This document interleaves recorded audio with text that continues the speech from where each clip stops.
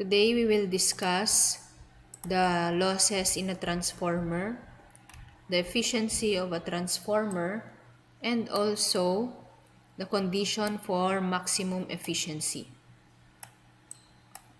So losses in a transformer, we have two: the core loss or iron loss and the copper losses.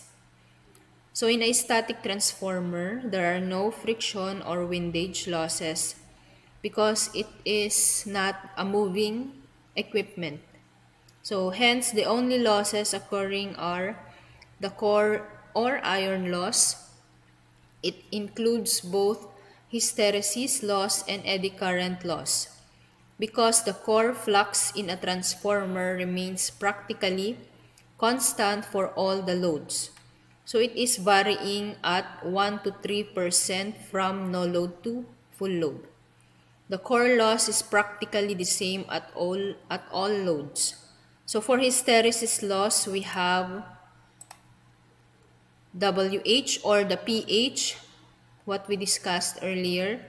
pH is equal to NB raised to 1.6 maximum multiplied by the frequency and also the voltage. For eddy current loss, we have the PE is equal to PB squared maximum F squared T squared in watts. So the losses are minimized by using steel or high silicon content for the core and using very thin laminations. Iron or core loss is found from the open circuit test. So remember, our iron or core loss is from the open circuit test. The input of the transformer when no load measures the core loss. For the second one, the copper loss, this loss is due to the ohmic resistance of the transformer windings. Total copper loss, it is equal to I squared or I1 for the primary, I1 squared R1 plus I2 squared plus R multiplied by R2 for the secondary.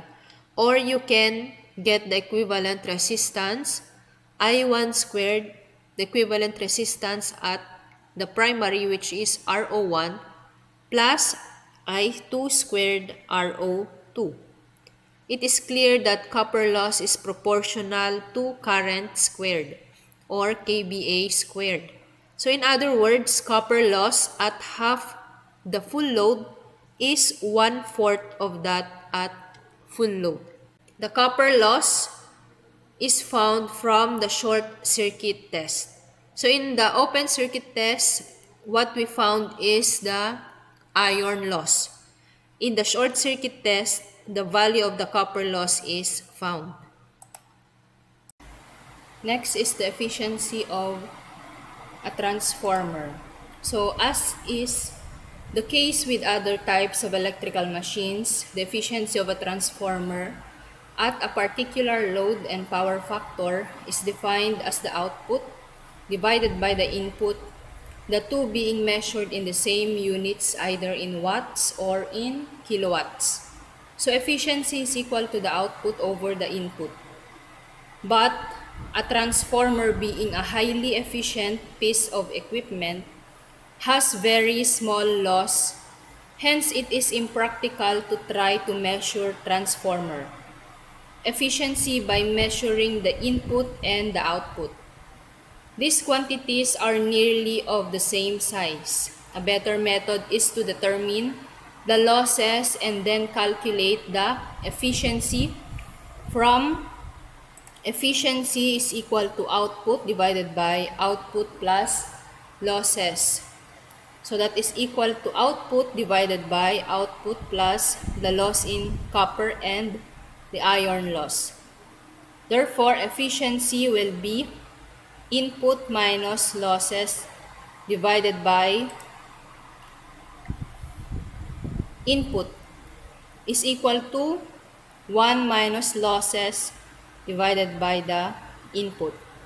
It may be noted here that the efficiency is based on power output in watts and not in volt amperes, although losses are proportional to VA. Hence, at any volt ampere load, the efficiency depends on power factor, being maximum at a power factor of unity. Efficiency can be computed by determining core loss from, of course, the no load or the open circuit, and copper loss from the short circuit test. Condition for maximum efficiency. So we know that copper loss is equal to I1 squared RO1 referred to primary, or I2 squared RO2 is equal to copper loss. This one is referred to secondary. And our iron loss is equal to hysteresis loss plus the eddy current loss, considering primary side. So primary input will be equal to V1 I1 cosine phi1. So efficiency will be V1 I1 cosine phi1 minus losses. This is our output divided by our input, which is V1 I1 cosine phi, is equal to V1 I1 cosine phi minus the copper loss at primary, or referred to primary, I1 squared RO1 minus our iron loss divided by V1 I1 cosine phi1. That is equal to 1 minus I1 RO1 divided by V1 cosine phi1 minus the iron loss divided by V1 I1 cosine phi. Differentiating both sides with respect to I1, we get the derivative of the efficiency with respect to I1 is equal to 0 minus RO1 divided by V1 cosine phi1 plus the iron loss divided by V1 I1 squared cosine phi1. For efficiency to be maximum, derivative of the efficiency with respect to I1 is equal to 0. Hence, the above equation becomes RO1 divided by V1 cosine phi1 is equal to iron loss divided by V1 I1 squared cosine phi1, or the iron loss is equal to I1 squared RO1, or this one is referred to secondary, I2 squared RO2. Therefore, our copper loss will be equal to iron loss for condition for the maximum efficiency. The output current corresponding to maximum efficiency is I2 is equal to the square root of the iron loss divided by RO2. It is this value of the output current, which is the I2, that will make the copper loss equal to the iron loss. By proper design, it is possible to make the maximum efficiency occur at any desired load. Note that, number 1, if we are given iron loss and full load copper loss, then the load at which two losses would be equal, such that the corresponding to maximum efficiency is given by full load multiplied by the square root of iron loss divided by the full load copper loss. Number 2 is the efficiency at any load is given by efficiency equal to X times the full load kVA times the power factor divided by X times full load multiplied by the kVA times power factor plus the copper loss plus the iron loss times 100. Remember that the formula of power is equal to EI cosine theta. Cosine theta is the power factor. So, kVA here is equal to S equal to EI.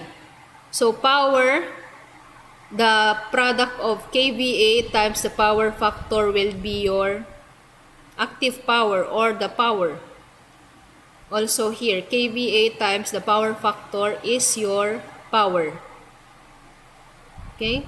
So where X is the ratio of actual to full load kVA and WI or the iron loss in kilowatts, and WCO is the copper loss in also kilowatts. So let's have an example. In a 25 kVA 2000 by or slash 200 volts. So this is a step down transformer, single phase transformer. The iron and full load copper losses are 350 and 400 watts respectively. Calculate the efficiency at unity power factor on first one is the full load and at half full load. So we have an output kVA which is 25 apparent power, and the iron loss is equal to 350 watts. This is 2000 slash 200 volts. And copper loss is equal to 400 watts. Our power factor is unity, so that is 1. We will determine first the efficiency at full load. So our formula in efficiency is equal to 1 minus losses divided by the input, or output divided by the input times 100. So for the full load, we have apparent power which is equal to EI, that is 25 kVA, and power factor is equal to 1. The formula in our power is equal to EI cosine theta, where our EI will be equal to the S, and cosine theta, our cosine of 1 is 0. So cosine 0 is equal to 1. Ito. So our output power now will be equal to 25 kVA multiplied by 1. So our output will be equal to the apparent power which is 25 kVA. And our output power now will be 25 kilowatts. The losses naman, total losses, will be equal to the sum of copper loss and iron loss. That is 400 plus 350 watts equal to 750 watts. Therefore, our input power will be equal to output power plus the losses in transformer. So 25 kilowatts plus 750 watts, that is 25.75 kilowatts. Solving now the efficiency. At full load, efficiency is equal to 1 minus losses is 750 watts divided by the input power, which is 25.75 kilowatts equal to 97.09%, or output over input times 100. So our output power is 25 kilowatts divided by 25.75 kilowatts times 100. That is the same here, 97.09%. The second one will be at half full load. So at half full load, the unity power factor, we have the copper loss, which is 400 times 1/2 squared. So saan natin nakuha tong 1/2? So kanina, sinabi natin sa discussion natin na copper loss at half full load is 1/4 of that at full load. So pag sinabi ng problem na at half full load, magmumultiplier ka ng 1/4 or 1/2 squared. So our copper loss will be 400 times 1/2 squared. So that is 100 watts. For the iron loss remains constant at 350 watts. Therefore, our total loss will be 100 plus 350. That is 450 watts. At half load, output at unity power factor 25 kVA divided by 2 will be 12.5 kilowatts. So, this one is in kVA. So, our formula for kVA or apparent power is equal to EI. And our power is EI cosine theta. Therefore, our power will be S cosine theta, where our power factor here is at unity power factor.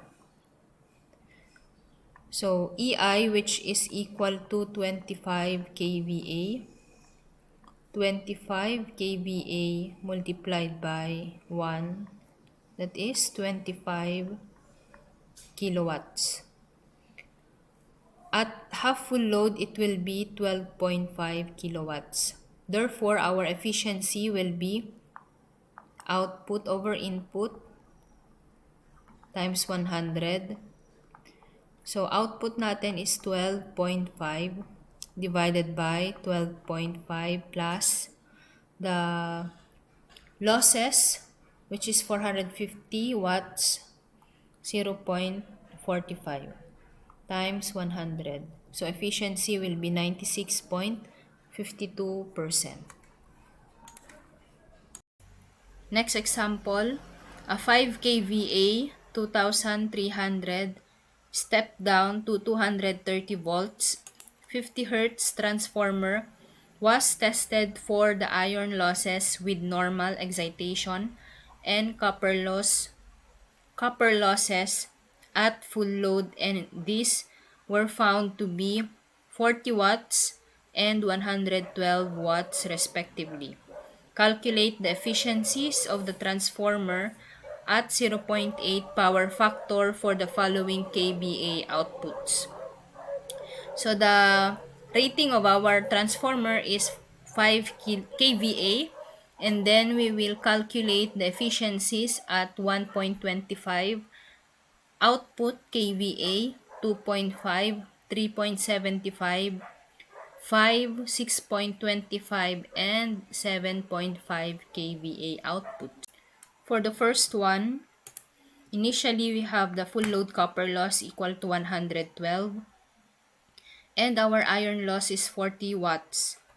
And for this condition, at 1.25 copper loss or 1.25 kVA, its copper loss will vary. So, copper loss at 1.25 kVA is equal to our 112 initial full load copper loss multiplied by 1.25 over the total, which is 5 squared, is equal to 7 watts. Now, the total loss will be the iron loss 40 watts plus 7, so that is 47 watts.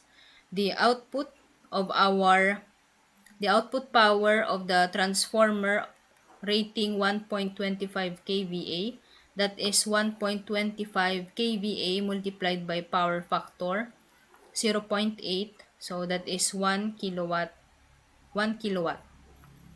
Efficiency now will be output over input. So, output natin is 1,000 divided by, the input will be output plus losses, so 1,047 watts times 100, that is 95.51%. For 2.5 kVA, its copper loss will be 112 multiplied by 2.5 divided by 5 squared, so that is 28 watts. Total loss will be 40 plus 28 equal to 68 watts. The output will be 2.5 times power factor 0.8 equal to 2 kilowatts. Efficiency now will be output over input. So, output is 2K divided by the input is output plus the total loss, that is 2,068 times 100 equal to 96.71%. Next is at 3.75 kVA. Its copper loss will be 112 times 3.75 over 5 squared equal to 63 watts. Total loss will be 103 watts. And efficiency is output over input. Our output is 3.75.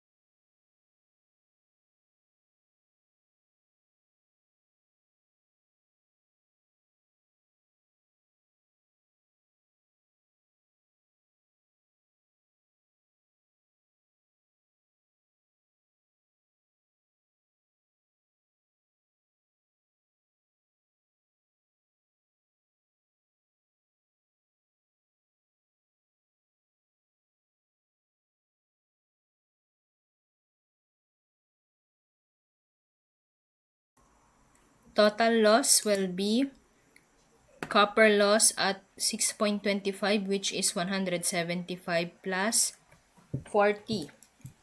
So this is wrong. Total loss will be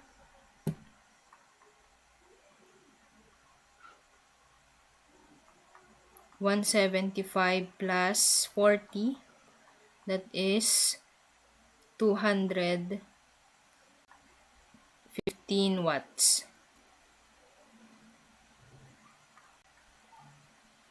Output power will be 6.25 times 0.8, that is 5 kilowatts. So efficiency now will be 5 divided by the input, which is 5 divided by 5 plus 0.25 or 0.215 times 100 equal to